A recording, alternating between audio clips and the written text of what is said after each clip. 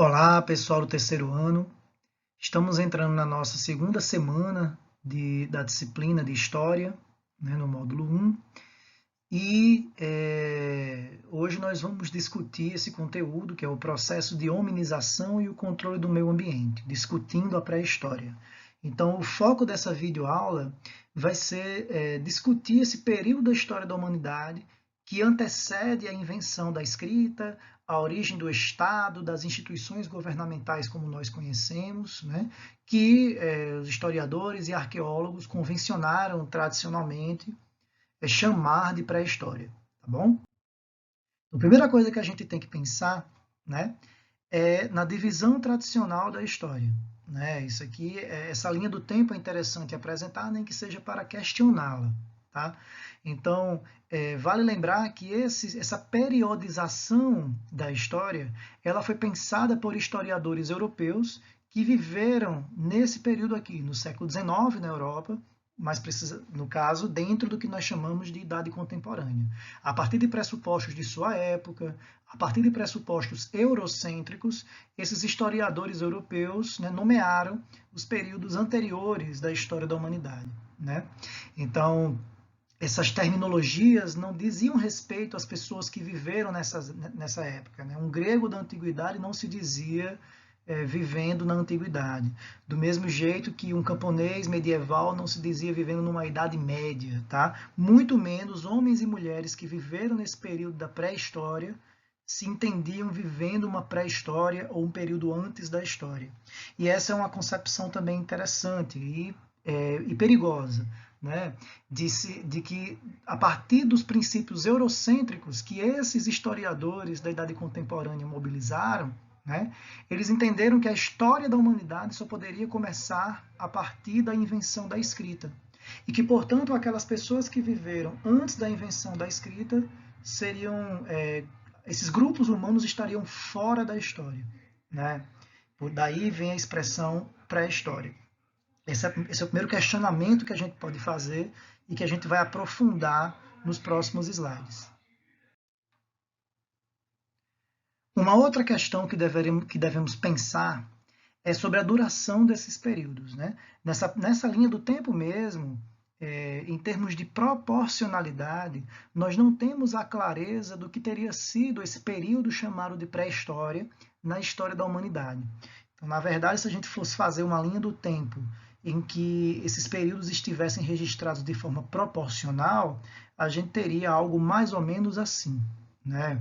Ou seja, a pré-história é um período muito mais longo, é de longe o maior período da história da humanidade, né?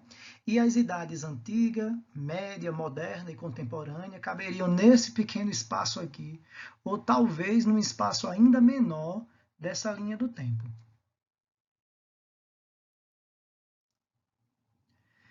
E já que estamos falando da história da humanidade na Terra, né, é a partir daí que se começaria a falar em uma pré-história, né, na história da humanidade propriamente dita, né, a gente tem que a teoria mais bem aceita, né, pela comunidade científica é a teoria da evolução de Charles Darwin, né, de como teria acontecido esse processo de hominização, ou seja, de origem da espécie humana.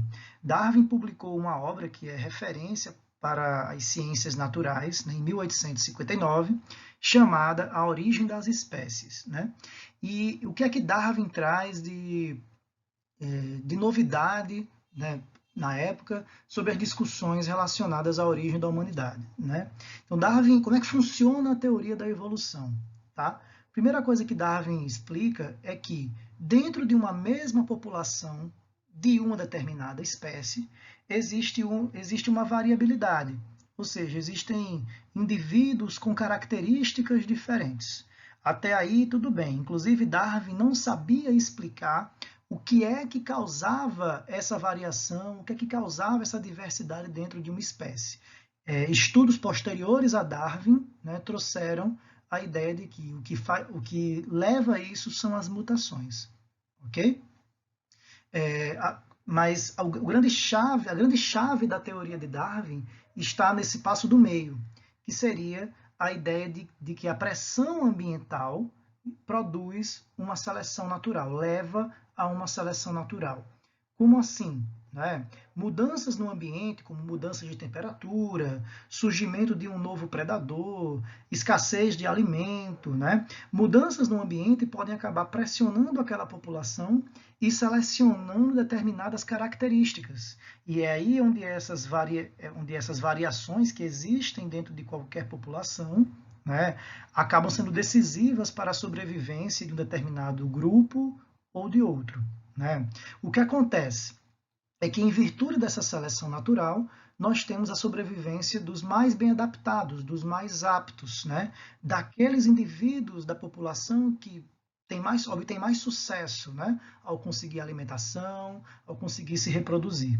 Ok? Então, essa teoria de Darwin, ela vai depois ser, como eu já disse, ela vai ser aprimorada por estudos posteriores, né? Mas ela vai servir também para explicar a própria origem da humanidade. É interessante que a teoria da evolução de Darwin, ela causou um impacto tão grande na comunidade científica e no senso comum das pessoas, né?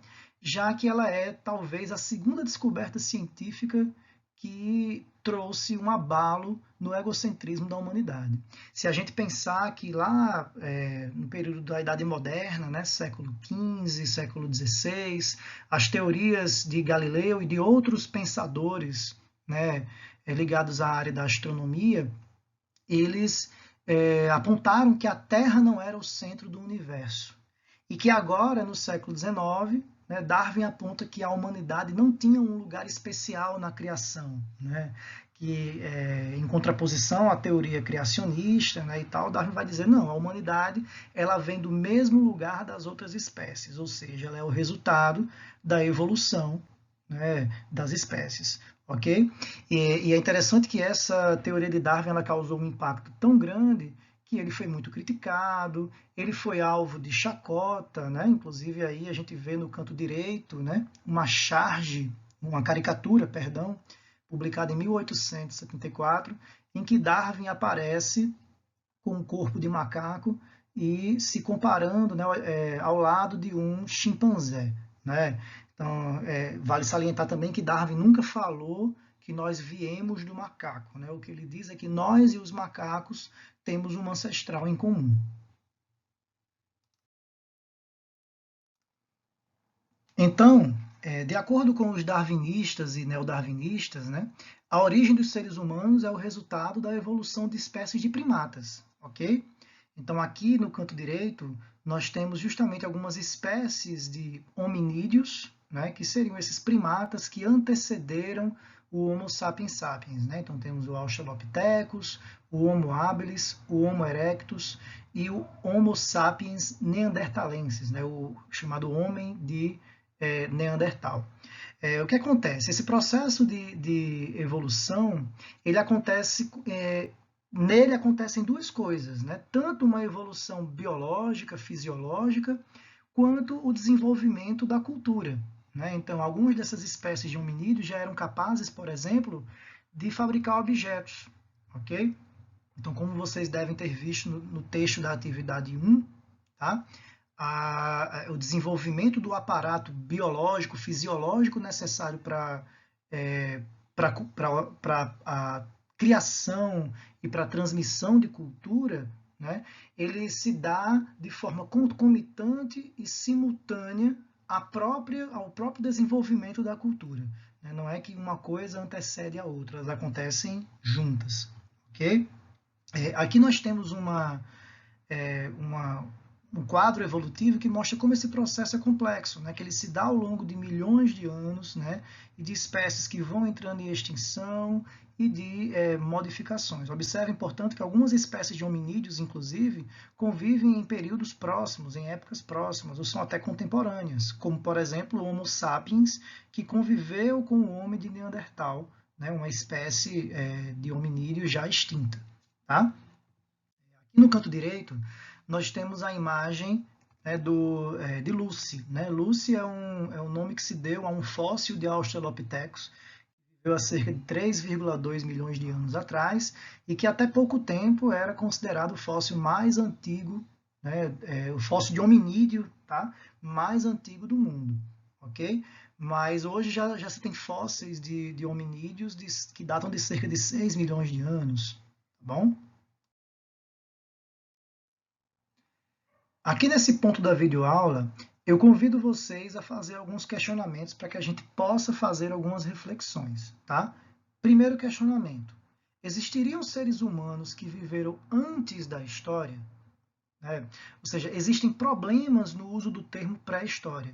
Tá? O uso do termo pré-história ele traz um pressuposto etnocêntrico e eurocêntrico perigoso, porque faz parecer que aqueles seres humanos que viveram no período anterior à existência da escrita, à invenção da escrita, que eles não seriam agentes históricos, não seriam sujeitos históricos. Então, gente, o fato é que a pré-história, né, no sentido literal do termo pré-história, não existe.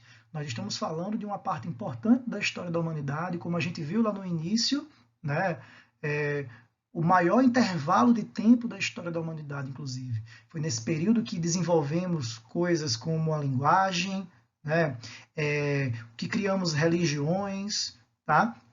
Capacidade de comunicação complexa. Foi nesse período que desenvolvemos técnicas de caça, de pesca, que desenvolvemos agricultura, que aprendemos a dominar o fogo, enfim.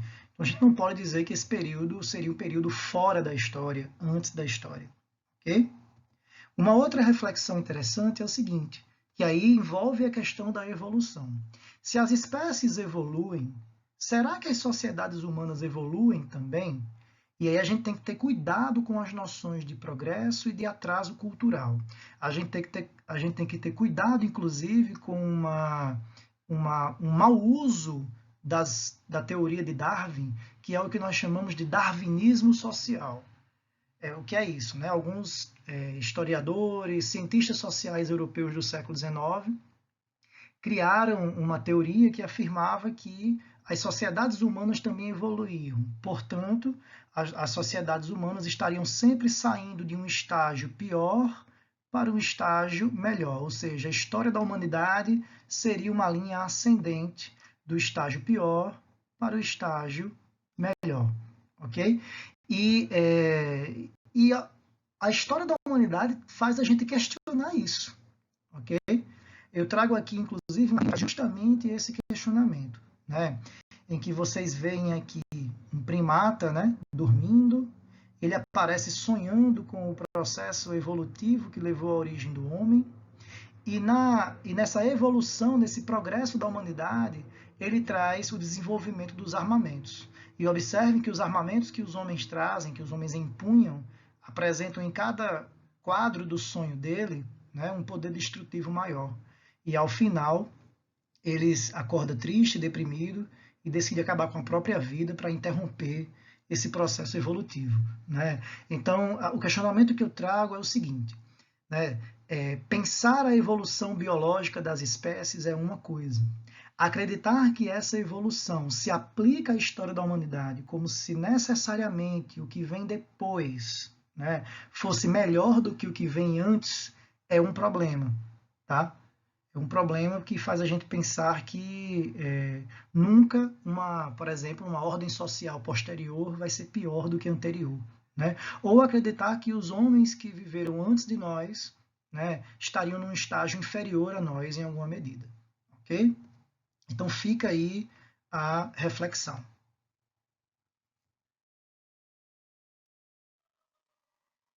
Então, quais seriam os períodos da história da humanidade antes da invenção da escrita? Tá? Esses períodos seriam o Paleolítico, também conhecido como Idade da Pedra Lascada, tá? O Neolítico, conhecido como Idade da Pedra Polida, e a chamada Idade dos Metais, que seria esse período final disso que nós chamamos de pré-história. Tá? Mas nessa história da humanidade, nessa história da humanidade que antecede a invenção da escrita, nós temos que tomar alguns cuidados, porque a gente pode imaginar que essas são etapas que todas as sociedades humanas devem cumprir e vão cumprir. Então aqui fica o alerta. Tá? Essas fases elas não representam um desenvolvimento linear, pois as características de um período elas continuam existindo no outro. Então, por exemplo, no Neolítico, os homens não deixam de ter certos hábitos, né, que eles tinham no Paleolítico, ok? Da mesma forma, o mesmo vale para a Idade dos Metais e por aí vai, ok? Além disso, quando a gente pensa nessas fases, a gente tende a achar, tá, que o ritmo dessas mudanças vai ser o mesmo para toda a humanidade, né? E não, cada grupo humano vai mudar no seu ritmo de acordo com suas próprias necessidades, ok?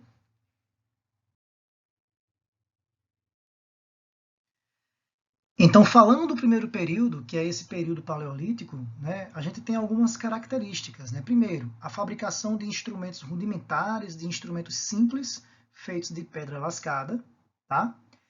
A coexistência de diferentes espécies de hominídeos, então aí que se dá o processo de hominização. Então nesse período paleolítico, né, coexistiram diferentes espécies de hominídeos, ok? O desenvolvimento da linguagem oral articulada é interessante porque a linguagem, a chamada linguagem verbal, ela foi muito importante para a comunicação dentro dos bandos de seres humanos, dos grupos de seres humanos nesse período pré-histórico. Então, essa comunicação foi muito importante para estruturar a obtenção de alimentos, a defesa dos grupos e por aí vai. Ok? Além disso, outra característica do período é a prática do extrativismo, né? Os homens do Paleolítico eles não produziam o seu alimento. Eles caçavam, pescavam e coletavam, ou seja, eles extraíam da natureza. Como eles apenas extraíam, eles se viam obrigados a migrar de tempos em tempos e tinham o que nós chamamos de um modo de vida nômade. Tá? É isso que fez, inclusive, com que os grupos humanos saíssem do continente africano e acabassem povoando todo o planeta, chegando à Europa, à Ásia, à Oceania e, eventualmente, posteriormente, ao continente americano. Okay? Então, o modo de vida nômade está articulado à prática do extrativismo, certo? E uma outra característica do Paleolítico, um outro aspecto importante do período Paleolítico é o domínio do fogo. Tá? A partir do momento em que os seres humanos aprenderam a manipular o fogo, a dominar o fogo, isso deu um upgrade, vamos dizer assim, no controle do homem sobre a natureza. Né? A partir de agora, os seres humanos teriam à sua disposição a possibilidade de preparar alimentos, a possibilidade de se proteger do frio, a possibilidade de se proteger de animais perigosos, de predadores e por aí vai. Então, o domínio do fogo ele representa, sim, uma ampliação na capacidade do ser humano de controlar e de modificar o meio, ok?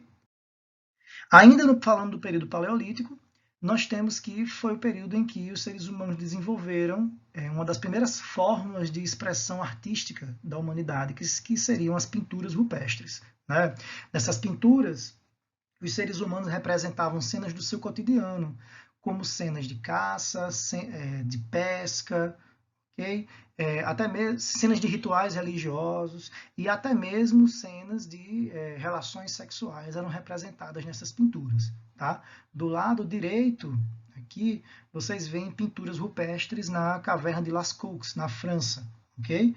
E do lado esquerdo, nós vemos pinturas que são visíveis e podem ser visitadas em sítios arqueológicos do Rio Grande do Norte, em cidades como Parelhas, Carnaúba dos Dantas, Apodi, ok?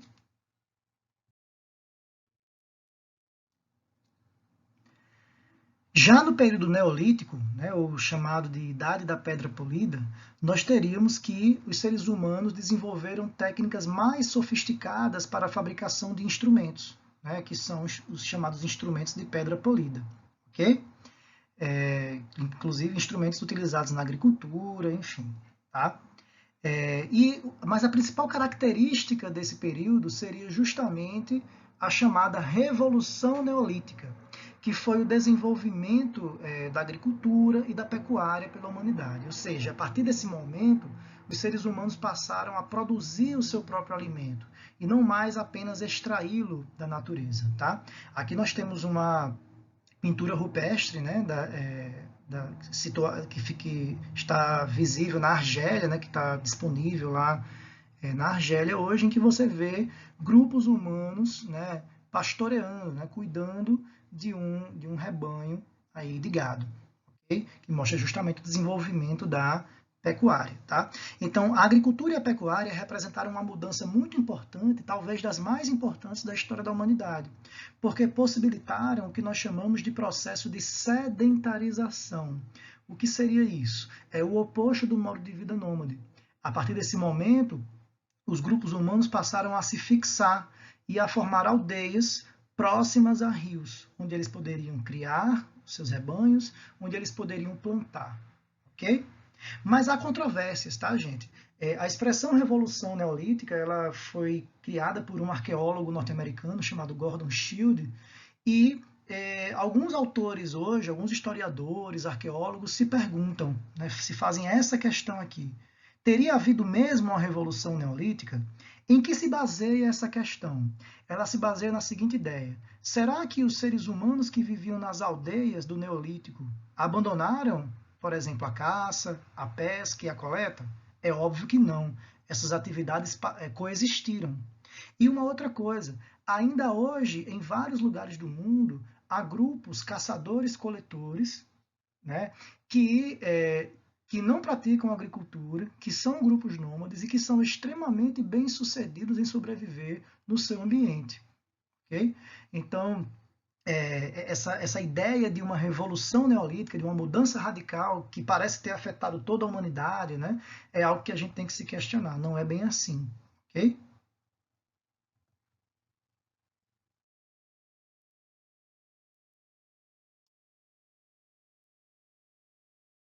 Ainda falando sobre o período neolítico, nós temos que foi nesse período que houve o desenvolvimento da arte em cerâmica. Né? A cerâmica ela está atrelada justamente à agricultura, já que ela era utilizada para armazenar o excedente agrícola. Tá? Outra questão é que nesse período nós temos um grande crescimento populacional.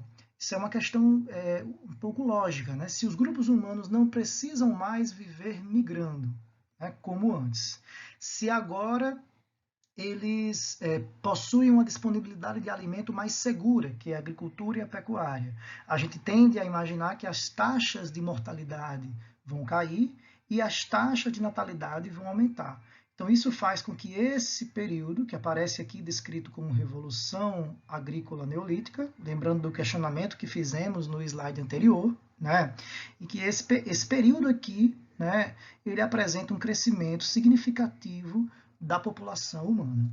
Okay? Uma outra mudança que vem com o período neolítico, né, principalmente no final do período neolítico, é que, a princípio, nas aldeias do neolítico, a propriedade da terra era coletiva. Ok? Mas, no final do período neolítico, com o aumento da produção de excedente agrícola, tá, ocorreu a origem da propriedade privada da terra. E o que seria a propriedade privada da terra? É o momento em que alguns grupos dentro dessas aldeias, geralmente os grupos que detêm o poder militar, que protegem essas aldeias, passam a se apropriar da terra, ou seja, aquela terra que era de toda a comunidade e, portanto, o que era produzido pertencia a toda a comunidade, né? Essa terra passa agora a pertencer a um determinado grupo. Né? É interessante que a origem da propriedade privada ela está na origem também das desigualdades sociais.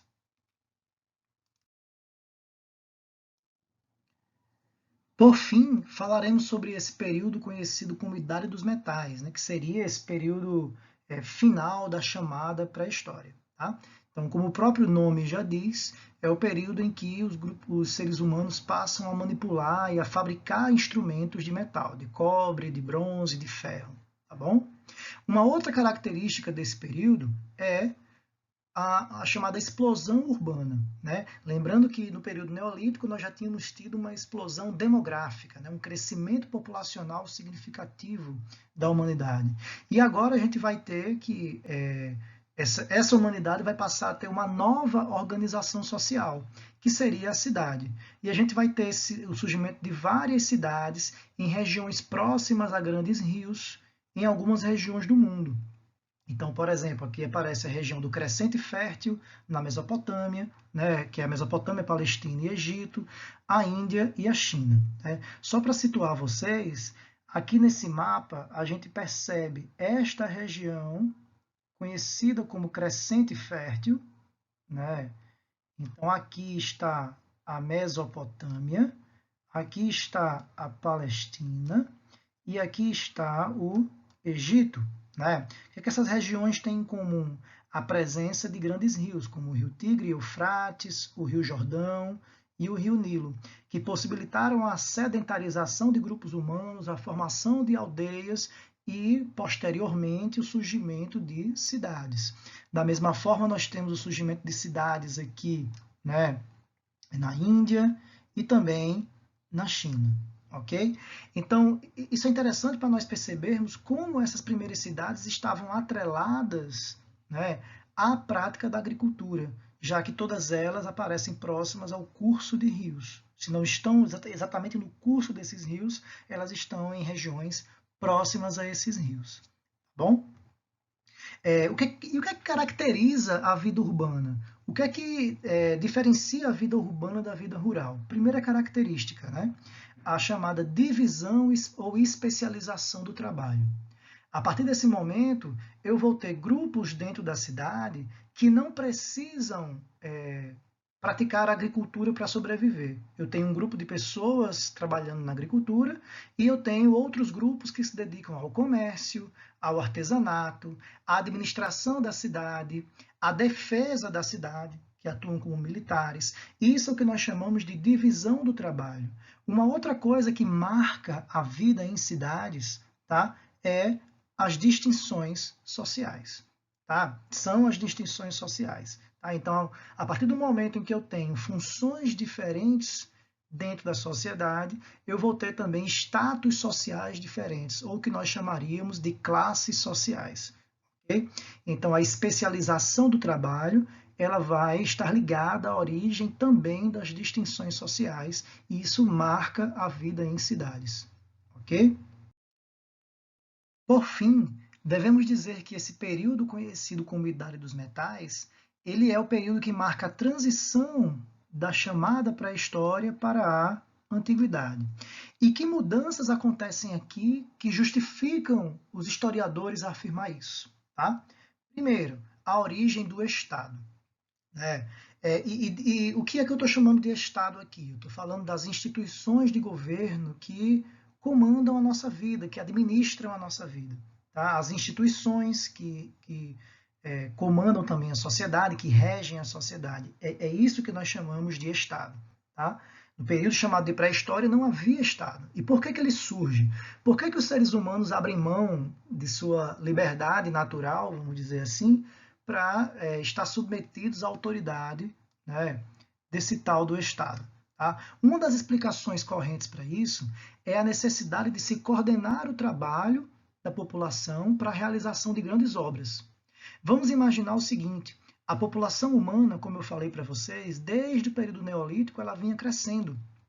Tá? Se essa população humana vinha crescendo, há uma maior necessidade de alimento. E simplesmente plantar em áreas próximas a grandes rios não era mais o suficiente.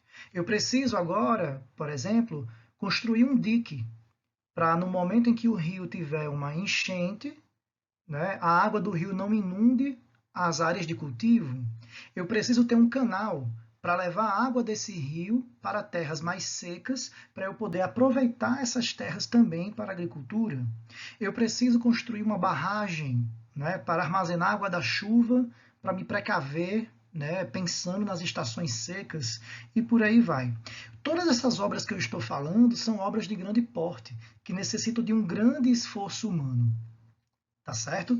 E aí eu preciso de uma instituição, de uma instância administrativa que coordene o trabalho de muita gente. Né? Então, a origem do Estado está atrelada a uma necessidade das atividades agropecuárias, a uma necessidade de realização de grandes obras para aproveitar melhor os recursos naturais.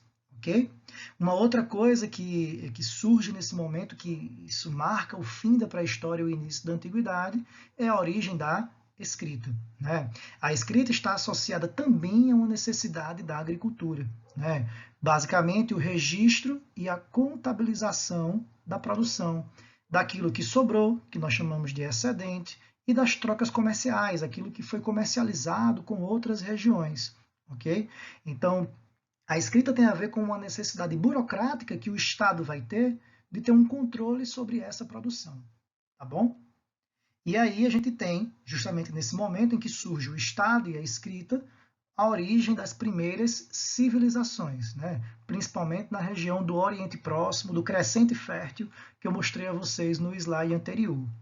Mas o que significa esse termo civilização? O que é ser civilizado? Tá?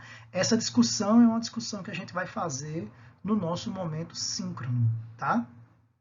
Muito obrigado e até o momento síncrono.